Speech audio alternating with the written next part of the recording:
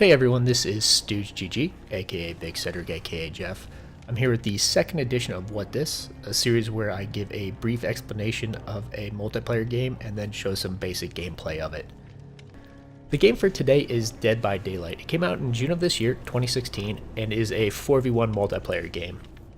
You either play as the killer or one of 4 survivors. If you're the killer, your job is to track down each of the 4 survivors, hit them until they're weak, and then put them on a hook and basically guard them until they get sacrificed into the sky. The other survivors can come and rescue them off the hook and this and that, but you'll see that as we get into the gameplay. If you're one of the 4 survivors, your goal is to power up 4 generators around the map, which will then allow you to unlock one of 2 gates that are on the outskirts of the map. And once you unlock those gates, you can run out and escape. So basically, if you're the killer, you're trying to kill everyone. If you're the survivor, you're trying to last long enough and escape. I'll quickly show you each of the killers. Let's pop into the view here. See, there's currently 3 killers in the game. The first one is the Trapper. He was the basic one that you might have seen in any of the betas. Armed with a cleaver, and he also has the ability to pick up and set down bear traps. So if he catches someone, puts them on hook, he can put a bear trap in front of them, which makes it harder for them to be rescued. The second killer is the Wraith. He basically has like a little bone cleaver thing, but he also has the ability to make himself invisible. When he is invisible, he can't hit or interact with anything, so if he's chasing you, he'll have to slow down and ring his bell before he can actually hit you. The third guy is the Hillbilly, who has a giant hammer, as well as a chainsaw. So the advantage of the chainsaw is when he revs it up, he basically goes into a full sprint, and if he hits you with that chainsaw, it's an instant down. Normally, the killer has to hit you once, which weakens you and you start limping. Then he has to hit you again to put you down before he can actually pick you up and then put you on one of his hooks. There's 4 different survivors. There's not really a huge difference between how they're all played. They each have different blood webs, though. And just to show you what the blood webs are here, it's basically how you level your guy up. So as you earn the ritual points, I believe they're called up here, you get to spend them in here, which unlocks different things, a mystery box for another reward, different things including perks and add-ons for the items. You'll see in the actual loadout you have an option for an item, which is first aid kits, flashlights, maps. They're a one-time use only, so if you do take a flashlight into a game, you will lose it if you don't survive with bringing it out. If you do use an item, you can attach an add-on to it, which makes it better. I'm not going to go through each one. You also have offerings, which just change things at the beginning of the map or give you bonuses throughout the map. So basically, if you prefer to play one map, I can put on the shredded plate, and there's a better chance we might play the Auto Haven Wreckers map. Perks are kind of what lets you customize your character. You can put different perks on to, help you be better at different things. So lightweight perk makes my footsteps less visible. If I'm sprinting, the hunter can follow my footsteps. For now, I'm just using one that lets me see chests around, which lets me kind of collect items. You'll see I've only actually played as Jake Park. I think I've got about 3 hours into the game, so I'm not an expert on anything. And I've never actually played a killer game. I've tried, but the way it works is if you're the killer, you're actually the host of the game. And when I hosted a game, I sat there for 15 minutes and wasn't able to actually get anyone in it. But now, let's go back to the main menu here. You'll see there is some basic tutorials. They are just videos that show you what to do. So it's not like an interactive tutorial or anything like that. There are daily rewards, which if you complete them, you get actual ritual points. One's for the hunter and one for the survivors.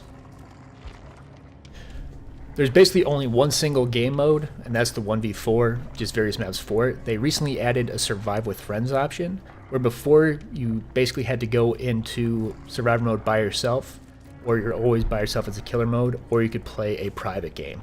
Now you can actually get a group of friends together and play together as the survivors if you don't have a full 5 to also be the killer. That's obviously the best way to play the game. There's no in-game chat or in-game voice to communicate with the other survivors, because I guess that would make sense in the canon of the lore. You're running around trying to survive, you don't have headsets or anything like that. But the game's a lot more fun if you're playing with other people. If you are playing by yourself, it's not a scary experience, I would say.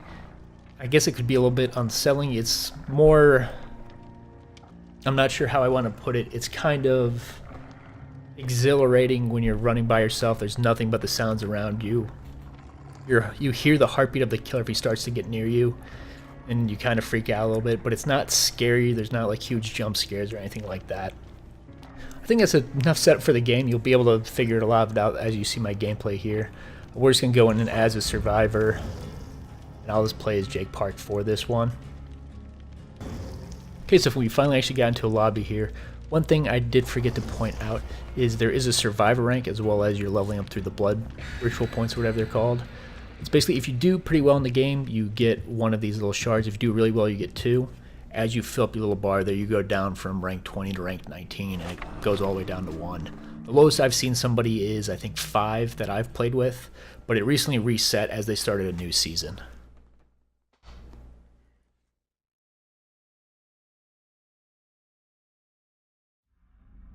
Okay, we're going to give this another try. My first few attempts at recording the gameplay have not gone well. Every time it seems I've gotten in with a killer who is very experienced and has a lot more perks set up than I do. So unfortunately I've been getting caught very early and killed quickly. So hopefully this one's going to go a bit better. See, we're going to look for generators here. I'm actually going to grab this chest real quick. So you'll see in the bottom left, it's 5 and then a little generator picture. Our goal is to turn on 5 generators so we can get out the door. You'll see there's a generator right there, which I'm going to get as soon as if I want to get out of this chest. Looks like I got a toolbox, which should let me disable some hooks. But we're not going to worry about that right now. Or looks like I can do a fancier repair on this, so we're going to try that. Basically, there's these skill checks here. They have a slight audio cue ahead of time. If you miss those, that is bad. That heartbeat means the killer is nearby. And apparently he was right behind me. So now it's time to run. You see I can jump through those windows where it takes him much longer to.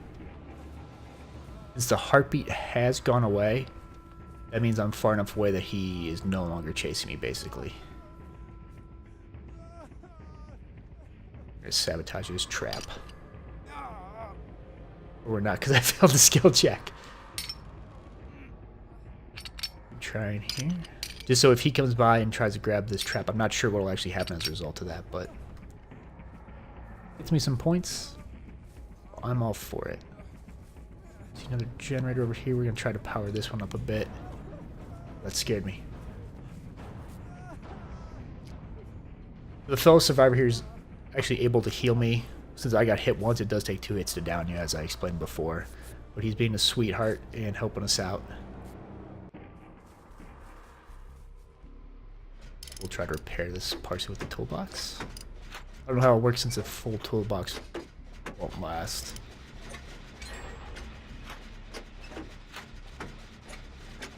I'm going to listen for those audio cues. That was very close. And there I screwed it up. We're gonna hang out for a sec, which is probably a bad idea, but because the killer was alerted by that explosion that we're over here. Looks like he's chasing somebody else and just hit them, though.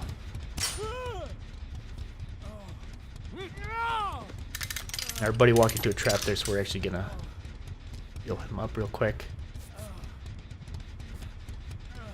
Meanwhile, you see the red outline over there is the other survivor who was getting chased and just got downed.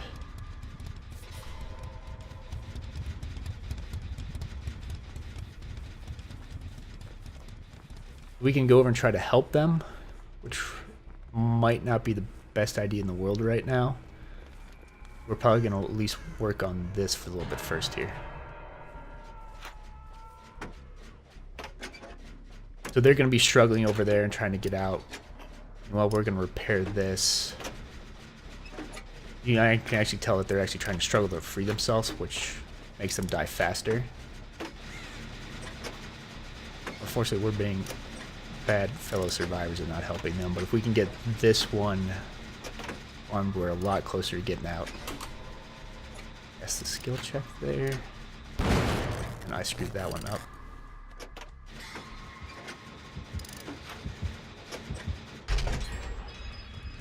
So we got it, and someone actually, I don't know if that survivor managed to get themselves off, or if someone actually ran over and helped them. I stopped paying attention for a second since I heard the heartbeat and got a little scared. So we've got one generator to go, and then we can actually get out of here.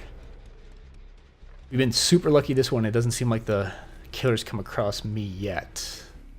Besides that first time when I managed to get away, but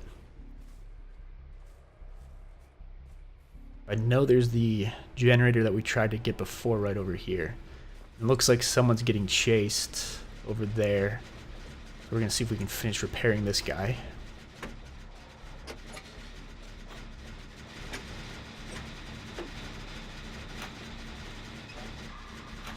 Here was the audio cue. Oh, there's another audio cue, but I got scared and hit it early. Luckily, I know he's chasing somebody else. He just downed them. But if we finish this generator off, we can start getting ready to head for an exit.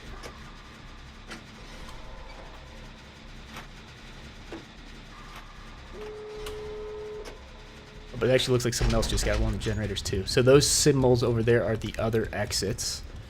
So we have to go to that, open a gate, and then escape.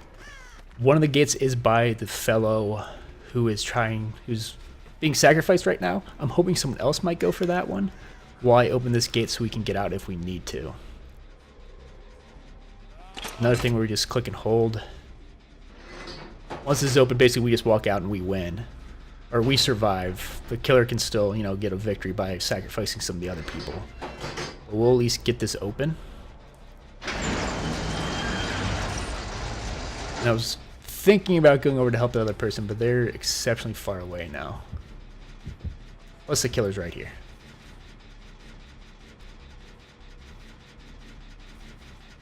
So we'll hang around for a bit just to make sure.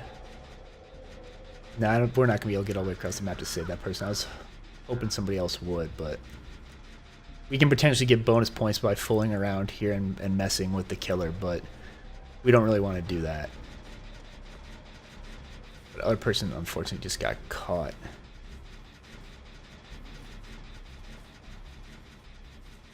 We can try to save them to get, more of us out alive. But I don't think it's going to go that well. I'm waiting to see where he gets put on a hook. Well, he's in the basement. That's going to be pretty much impossible to get him out. The basement is basically the killer's headquarters. He's got multiple hooks down there. And there's only usually one point of entry. So you see the killer's actually right there.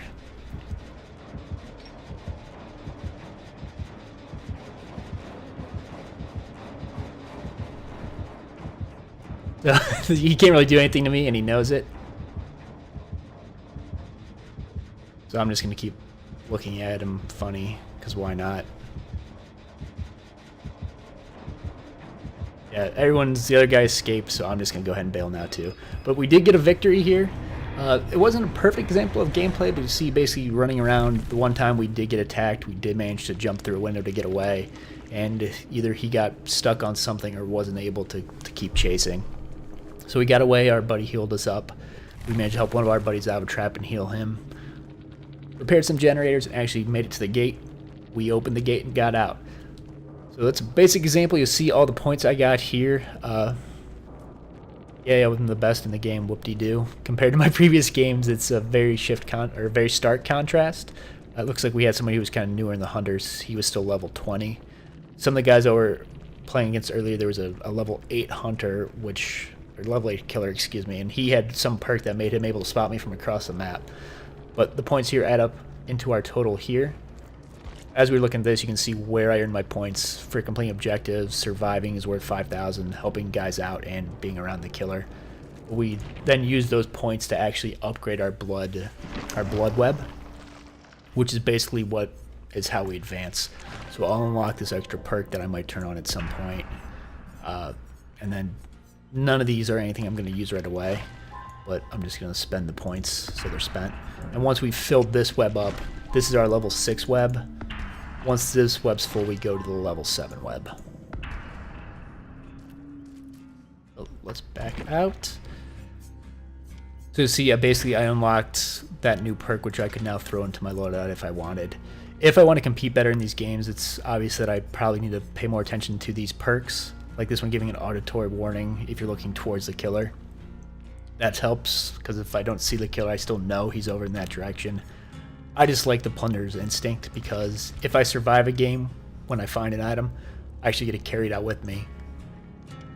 So you see, that's how I actually have 5 first aid kits. I've unlocked some through the Blood Web, but mostly I've been getting them in game. Since in that gameplay you didn't really get a chance to see what happens when the killer actually gets you down and catches you and tries to put you on a hook to sacrifice you, I'm going to cut in a few minutes from one of the other games where I did not do so well.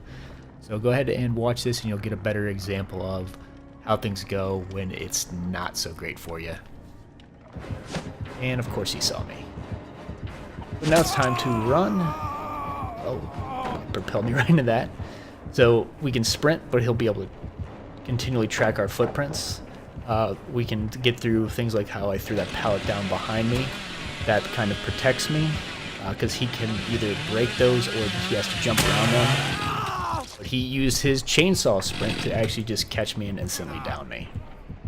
So now we're kind of screwed unless one of the other survivors comes over and tries to help us.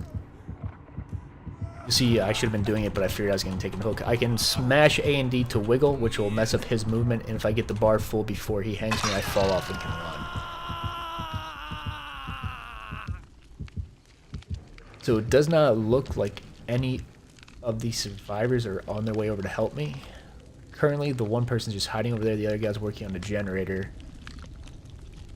Killer actually left, so let's see if this person might actually come over and try to help me. All they have to do is run up to me and basically click on me for a couple seconds and it drops me off. So they know he's no longer there, so they're actually going to come here and grab me, which is perfect.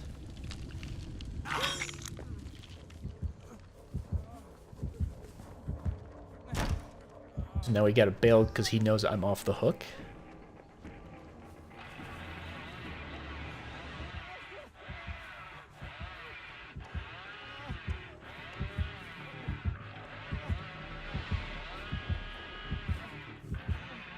I don't know where he actually is, so I'm just trying to hide in this taller grass.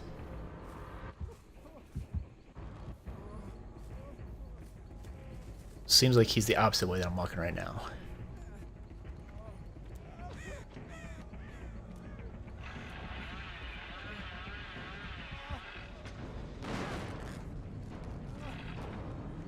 Didn't actually see where that sound came from. That was somebody messing up the skill check.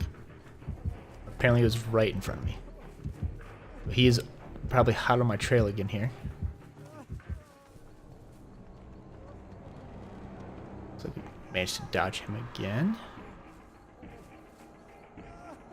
When I'm sprinting like that, it does leave behind footprints that the hunter can track if he wants to, or the killer can track, excuse me. So when he's not right behind me, I'll generally refrain from sprinting. So as a team, we haven't actually gotten any of the generators repaired yet.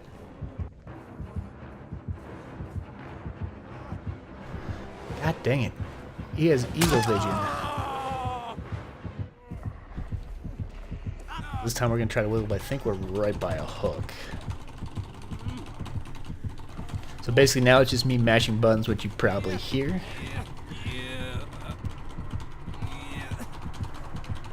So he can actually see where hooks are. That person, there's another survivor that was right there, but he elected not to go for them and instead is trying to definitely get me to this hook. I think I'm going to wiggle off just in time. Yep, so now I've got to try to run away again. Which I'm not seeing great places to get away from him, unfortunately. Oh, he outsmarted me.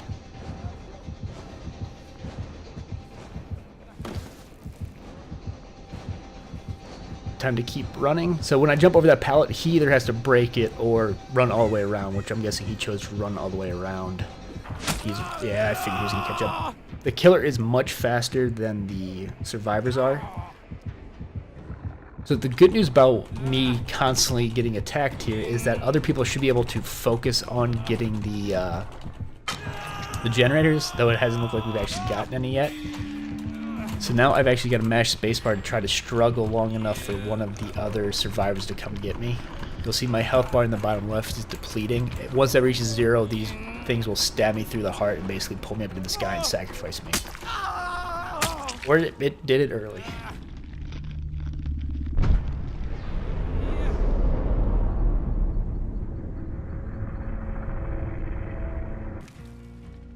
Thanks for sticking with me through that.